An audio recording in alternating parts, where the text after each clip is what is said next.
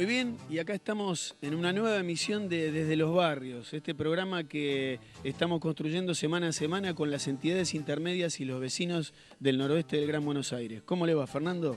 Muy bien, muy contento porque realmente esta es una actividad que deleita, que motiva, que trae alegría. Así es. Bueno, tenemos un programa muy variado, así que vamos a las imágenes en esto que es una nueva emisión de Desde los Barrios.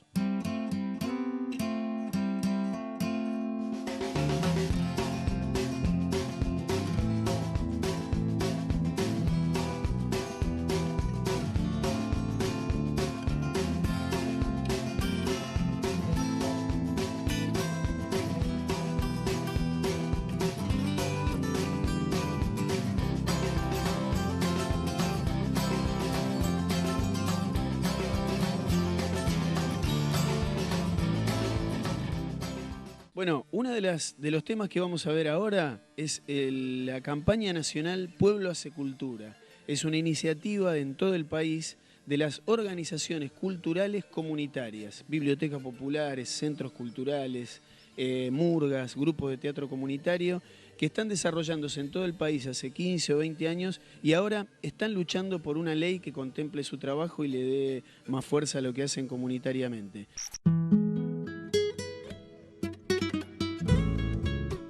En nuestro país y en toda Latinoamérica existen millones de personas y grupos que buscan cambiar la realidad a través del arte, la cultura y la comunicación. En grupos de teatros comunitarios, en murgas, centros culturales, a través del cine, la radio o la música, con la danza y con el cuerpo.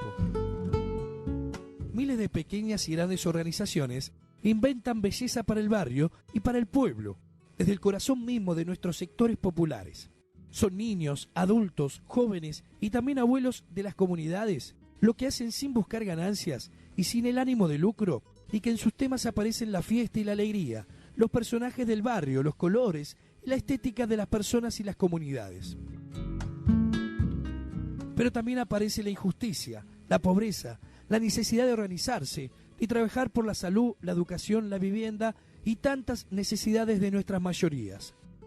En la ciudad de Buenos Aires, por ejemplo, el 90% de las propuestas de teatro que se conocen están originadas en grupos autogestivos. Los músicos independientes organizados de nuestro país editan cerca de 70 nuevos títulos por mes, mucho más que cualquier multinacional disquera. Solo en la Argentina se calcula que existen unos 17.000 colectivos culturales que participan en unas 2.500 fiestas populares y festivales por año en los municipios. Los medios barriales y comunitarios de comunicación ya han logrado una ley nacional que contempla su trabajo y las murgas y las comparsas comunitarias, después de años de lucha, consiguieron que se recuperara para el pueblo el feriado y la fiesta del carnaval. Ya existen redes nacionales de teatro comunitario, de arte y transformación social y de centros culturales, entre otras. Pero no es solo en Argentina. En Uruguay, esos grupos y organizaciones de cultura comunitaria movilizan todos juntos unos 7,5 millones de dólares por año y son los principales responsables de las actividades culturales nacionales más importantes. En Brasil, cerca de 5.000 experiencias comunitarias de arte, cultura y comunicación forman parte de la política de los puntos de cultura, en la que el gobierno brasileño invierte un importante porcentaje en su presupuesto anual. Esta realidad, sin embargo, tiene su contracara. A la hora de garantizar la supervivencia de estas miles de experiencias en la Argentina, los recursos siempre son escasos y las leyes y las ordenanzas apenas si los toman en cuenta. Rifas solidarias, colectas y actividades no siempre sirven para comprar materiales o sostener profesores que desarrollen su tarea en los barrios, en los que el poder adquisitivo de la población es bajo y hay otras cosas que priorizar. Esta enorme potencialidad de creación y solidaridad del pueblo no tiene aún en nuestro país leyes, planes de capacitación y formas de financiamiento que garanticen un mínimo posible de continuidad y de crecimiento. Las iniciativas existentes en los gobiernos son mínimas. Aún no contamos con un verdadero Ministerio de Cultura en nuestro país y a los pocos programas estatales que existen acceden apenas al 0,001% del universo real de estas experiencias y grupos en todo el país. De todo el conjunto de la sociedad, sin duda el más perjudicado por esta situación son los jóvenes, que integran una parte importante de estos proyectos en barrios, pueblos y ciudades. La campaña Pueblo hace Cultura es la primera iniciativa nacional a la que intentamos integrar una propuesta que refleje la realidad y los sueños y reclamos de las organizaciones culturales comunitarias y del arte autogestivo e independiente. El próximo 1 de noviembre, en la Plaza de los Dos Congresos y en distintos lugares de todo el país, miles de grupos y organizaciones culturales comunitarias vamos a manifestarnos con nuestro trabajo y nuestro mensaje. En Jujuy, Salta, Mendoza, Córdoba, Rosario, en los barrios del Gran Buenos Aires y en la capital vamos a ganar la calle con arte, cultura y espíritu comunitario.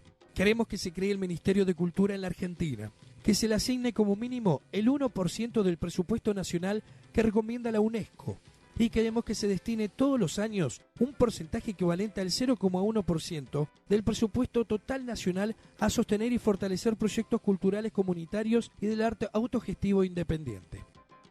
La propuesta podría involucrar a distintas áreas del gobierno y tendríamos así en la Argentina nuestros puntos de cultura, que son un logro en Brasil. Equivaldría este año a la inversión de unos 372 millones de pesos, lo que permitiría apuntalar a más de 3.000 experiencias en todo el país, de los pueblos originarios, de los barrios, de las bibliotecas populares, de los grupos de muralismo, video, los ballets folclóricos populares, el arte callejero, las radios comunitarias. Los puntos de cultura ya fueron avalados por la ley del Parlamento del Mercosur, sancionada por unanimidad y en base a la lucha de las organizaciones sociales culturales de toda América Latina. Solo hay que votarla en el Congreso e implementarla concretamente. Una iniciativa de este tipo movilizaría en todo el país a más de 9 millones de argentinos y argentinas en proyectos culturales comunitarios, ganando las plazas y el espacio público con producciones solidarias y creativas, enfrentando las realidades de la pobreza y la violencia con las fuerzas del arte, la cultura y la comunicación. Por eso estamos redactando nuestro proyecto de ley de los puntos de cultura, con aportes de todas las experiencias en todo el país, con ideas y propuestas, con la fuerza de una energía que va creciendo. No es imposible, está sucediendo en muchos lugares de Latinoamérica y cambiando duras realidades en barrios y ciudades, como en el caso de Medellín, San Pablo o México DF, en Bolivia, en Venezuela, Ecuador y Paraguay. La cultura y la comunicación comunitaria son una herramienta formidable de organización y democracia participativa. El mercado hace productos, el pueblo hace cultura. Necesitamos difundir, convocar y enamorar. Un horizonte nuevo empieza a abrirse desde los barrios, con los colores de una cultura nueva y una sociedad más justa. Acércate con los amigos, con tu grupo y tu organización. Forma parte de esta caravana de la cultura comunitaria. Por el 0,1% del presupuesto nacional para las organizaciones culturales comunitarias y del arte autogestivo e independiente. Por los puntos de cultura en la Argentina. Por una democracia participativa y popular. Una verdad grande como una casa, grande como el corazón de nuestros barrios. Pueblo hace cultura. 1 de noviembre, en la Plaza Congreso y en todo el país.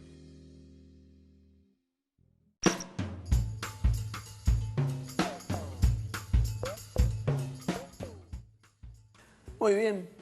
Esto que ven acá es el intento de explicar más claramente lo que es el reclamo de las organizaciones culturales de la Argentina. Es bastante sencillo. Vamos a ver algunas cifras. Existen en el país aproximadamente 15.000 organizaciones culturales de base barrial, es decir, centros culturales, bibliotecas populares, grupos que hacen plástica, muralismo, murga o teatro comunitario, y además hay medios comunitarios de comunicación, radios comunitarias locales de baja potencia que desarrollan un trabajo comunitario. En promedio, esas 15.000 organizaciones culturales comunitarias perciben de parte de programas estatales, en promedio, unos 2.000 pesos por año. Ahora gastan en docentes, en gastos de infraestructura, en impuestos, en toda su tarea, mueven a cerca de 90.000 pesos por año. Son completamente, en ese sentido, están desprotegidas de lo que son las políticas públicas culturales. Y llegan en promedio a 100 familias, cada una, ¿no? Si se hace un promedio entre todas, las más grandes y las más chicas, llegan a un promedio de 100 familias cada una. ¿Qué está pidiendo la gente con la ley de los puntos de cultura? Que si se destina el 0,1% del presupuesto nacional, es una pequeña parte, son 370 millones de pesos, se podría garantizar por año que 3.000 organizaciones culturales, es decir, la quinta parte, pero por año, pudieran ampliar su trabajo a 500 familias en cada barrio. Se les garantizaría los gastos de infraestructura y de equipamiento que tienen todas. ¿Eso qué implica? Que involucrarían en estrategia de actividades culturales, de producción y servicios de talleres, medios comunitarios de comunicación o festivales en las plazas a 9 millones de argentinos. Si tenemos en cuenta que en la Argentina hay 13 millones de pobres y que más de la mitad son jóvenes, una iniciativa cultural de este tipo implicaría movilizar a un porcentaje muy importante de nuestro pueblo en función de un plan cultural que seguramente puede ser también una respuesta, no solo para la formación y la educación, sino además de los temas de seguridad, de violencia y todos los problemas que genera la pobreza. Por eso es que nos parece muy importante esta iniciativa de Pueblo Hace Cultura que va a estar el 1 de noviembre en la Plaza Congreso y que la estamos apoyando acá desde los barrios. Un planteo de sentido común y que nos beneficia a todos y todas en este país. Bueno, esto de la actividad comunitaria provoca muchas gratificaciones, sobre todo conocer gente, la gente que uno conoce en este quehacer. Yo tengo mucha gente conocida por la cual siento un aprecio y un respeto especial, pero hay una en particular que la distingo, que es don Pedro Moreira. ¿Quién es don Pedro Moreira? Don Pedro Moreira es una persona que está dedicada a difundir y preservar las culturas de los pueblos originarios. En su casa ha creado una biblioteca popular llamada Inti Guasi, que es itinerante además, va por las escuelas y demás, difundiendo la cultura de los pueblos originarios del centro y del noroeste argentino. En el mes de julio pasado, el Consejo Deliberante de San Miguel lo declaró ciudadano ilustre a Pedro Moreira. Creo que pocas veces este título se ha dado con tanta justicia como en este caso. El reportaje que vamos a ver fue grabado en el Centro de las Artes de la Universidad Nacional de General Sarmiento. Los dejo con don Pedro Moreira.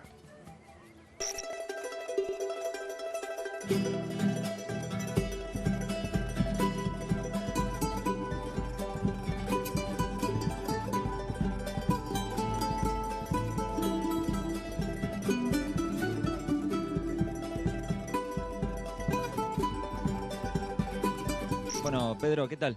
Contanos un poquito en qué consiste la jornada de hoy, la feria que se armó acá en la calle Cacique Pincén. Bueno, mirá, para nosotros es un desafío por el tiempo, pero estuvimos y estamos presentes justamente para empezar el comienzo de una intención de empezar a dar vueltas por todos lados, llevando esta evento y con la intención de aprovechar esta efervescencia social que va a haber con el motivo del bicentenario, ¿no? Y donde nosotros desde los pueblos originarios ya por lo menos tenemos bien claro y bien entendido que no tenemos nada, muy poco para festejar. Pero desde un punto de vista también nuestro, desde el movimiento en defensa de la Pacha, creemos que no podemos prestarnos ese juego permanente, ¿no?, de confrontación, y entonces dijimos, dentro de ese margen del festejo y el contrafestejo, hay un estrecho y amplio margen por lo que empezamos a querer caminar con la intención de poder remarcar muy fundamentalmente las coincidencias y obviar o dejar un poquito al costado nuestras diferencias, porque nos está preocupando muchísimo la situación de estos tiempos, ¿no? Y bueno, diríamos que esto fue un desafío junto a otros hermanos de otras organizaciones, totalmente amplio, a pesar del tiempo estamos acá intentando decir lo que nosotros queremos cada uno en su lugar o en su corriente de pensamiento o en su actividad, vamos diciendo. Con respecto a esto te diríamos que como dije al principio, no tenemos muchas cosas para festejar, pero sí podemos lograr quizás de luchar fuertemente por una actitud de reivindicación, especialmente de sacudir el polvo de dos cosas muy puntuales que están ahí llenas de polvo y desde hace tiempo. Uno sería el convenio 169 de la OIT, y el otro sería la implementación y complementación de la ley del nuevo, la Constitución, que vendría a ser la ley número 75, inciso 17, donde se nos reconoce como pueblos preexistentes, pero que no se lleva a la práctica ni se respeta eso, porque prácticamente al no estar implementado y complementado parecería como si fuera una palabras muertas, ¿no? Y eso queremos aprovechar en estos tiempos que va a haber siempre actividades y una efervescencia social tratándose del bicentenario. Ahora, desde el punto de vista también histórico y con algunas coincidencias de otros hermanos, queremos empezar también a reescribir un poco la verdadera historia. Por eso en nuestro documento dijimos que tendríamos que empezar a releer nuestra historia y tal vez podamos lograr comprender un poco mejor la situación o las consecuencias de ese tiempo, ¿no? Y a partir de ese reconocimiento y tomar conciencia de esta situación, podamos lograr en algún momento ver más claro el panorama para seguir caminando hacia el futuro. Y contanos también en qué consiste la feria, qué organizaciones se acercaron. La organización son de varias organizaciones, están un movimiento de Las Metas, que son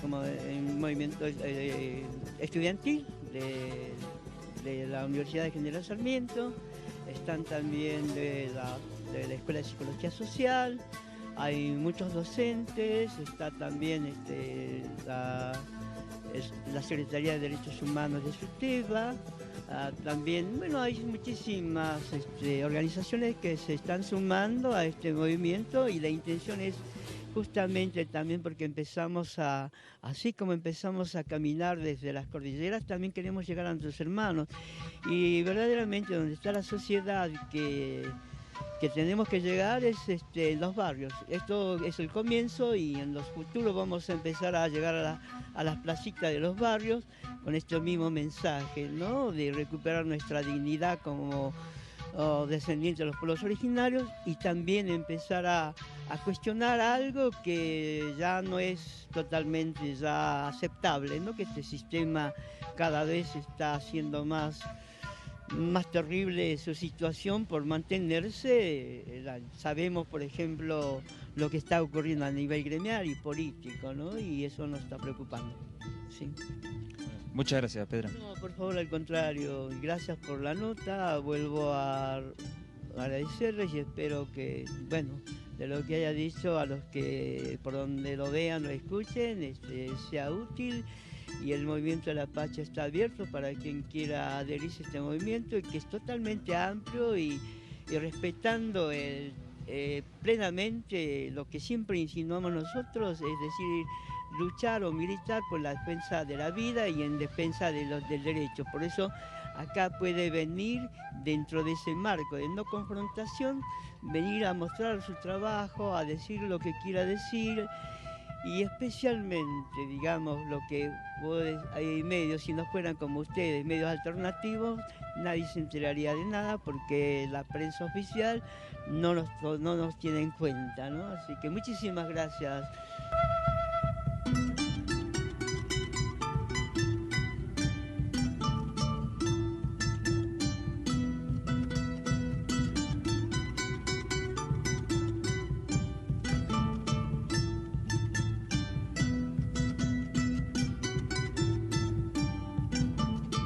En el programa anterior estuvimos viendo la primer parte de una exposición, de una clase de Fernando Martínez acerca de una problemática muy sentida por los vecinos y por las entidades intermedias de todo el noroeste del conurbano bonaerense y del Gran Buenos Aires en general, que es el tema del agua.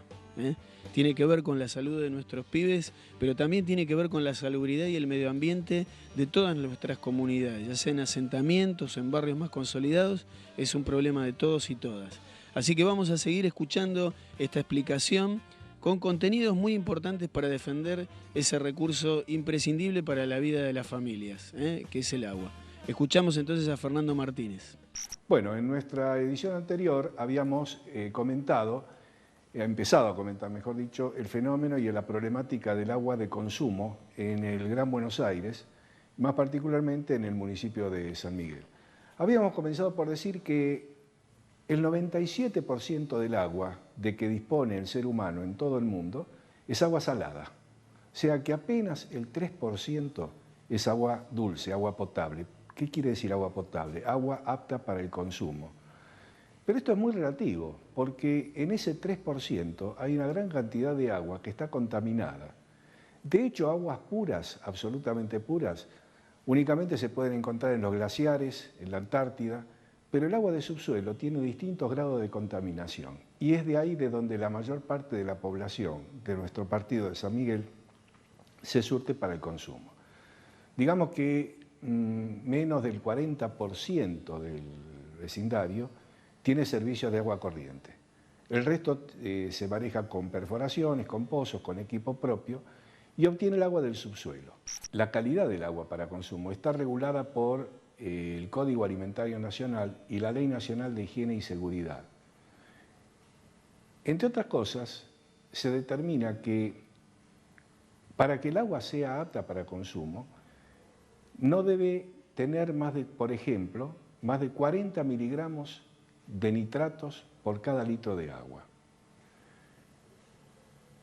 Pero ya hay en nuestro partido de General de San Miguel, ya hay lugares donde se está obteniendo agua con 80, 100 y 120 miligramos de nitratos por cada litro de agua.